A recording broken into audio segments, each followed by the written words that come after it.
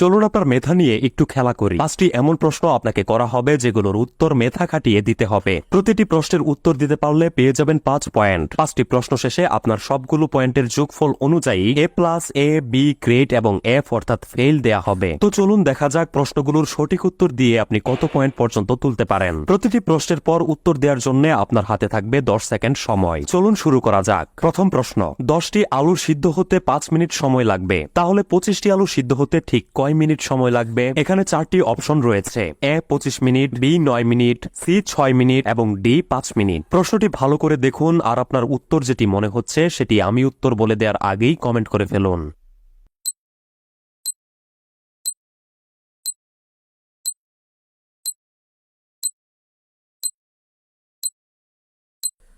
উত্তরটি হচ্ছে 5 মিনিট। কেননা 10টি আলু সিদ্ধ হতে যদি 5 মিনিট সময় লাগে তাহলে 25টি আলু সিদ্ধ হতে ওই একই সময় লাগবে। আপনি 10টি আলু না দিয়ে একবারে 25টি আলু দিয়ে দেখবেন 5 মিনিটেই হয়ে যাবে। যারা সঠিক উত্তর বলতে পেরেছিলেন তারা পেয়ে গেছেন 5 পয়েন্ট। চলুন পরের প্রশ্নটি দেখা যাক। কোন জিনিসকে কাঁধে করে এনে বিনা দোষে পিটানো হয়? প্রশ্নটি একটু বেশি ক্রিটিক্যাল, তবে একটু মেধা খাটালেই উত্তরটি পেয়ে যাবেন। 10 সেকেন্ড শেষ হওয়ার আগেই যদি আপনি উত্তরটি বের করতে পারেন তবে উত্তরটি কমেন্ট করে ফেলুন।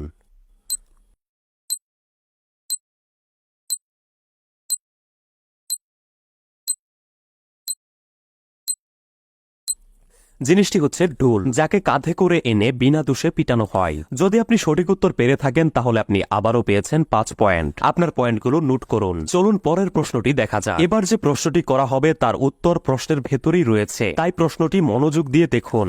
রামবাবু পেশায় একজন ভিক্ষুক, তিনি ভিক্ষা করে যা পান তা খেয়েই জীবনযাপন করেন। এখানে প্রশ্ন হলো রামবাবু কোথায় ভিক্ষা করেন?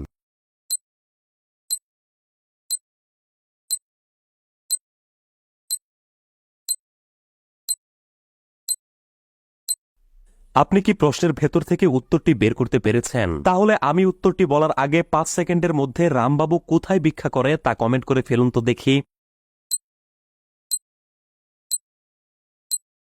রামবাবু ভিক্ষা করেন জাপান। উত্তরটি পেরে থাকলে আপনি আবারও পেয়েছেন 5 পয়েন্ট। চলুন চতুর্থ প্রশ্নটি দেখে আসা যাক। রাতে আসে রাতে যায়, ভাগ নয় ভাল্লুক নয়, কিন্তু মানুষকেও খায় আবার গরুকেও খায়। বলুন তো জিনিসটি কি? সময় শেষ হওয়ার আগে উত্তরটি বের করতে পারলে কমেন্ট করে ফেলুন তো দেখি।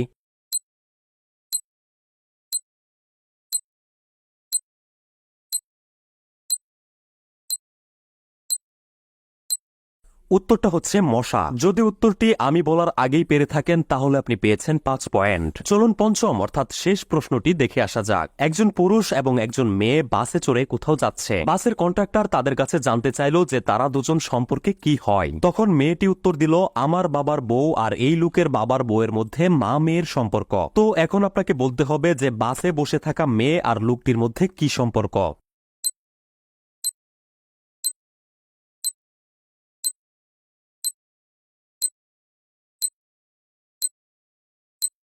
তাদের দুজনের মধ্যে কি সম্পর্ক আপনি কি তা বের করতে পেরেছেন? তাদের দুজনের মধ্যে সম্পর্ক হচ্ছে মামা ভাগ্নি। যদি আপনি পেরে থাকেন তাহলে আপনি পেয়েছেন 5 পয়েন্ট। তো এরই সাথে সাথে 5টি প্রশ্ন শেষ হলো। আপনি মোট কত পয়েন্ট পেয়েছেন যোগ করুন এবং চলুন আপনি কত গ্রেড পেয়েছেন সেটি দেখে আসা যাক। যদি আপনি 18 এর উপরে পয়েন্ট পেয়ে থাকেন তাহলে আপনার গ্রেড হচ্ছে A+।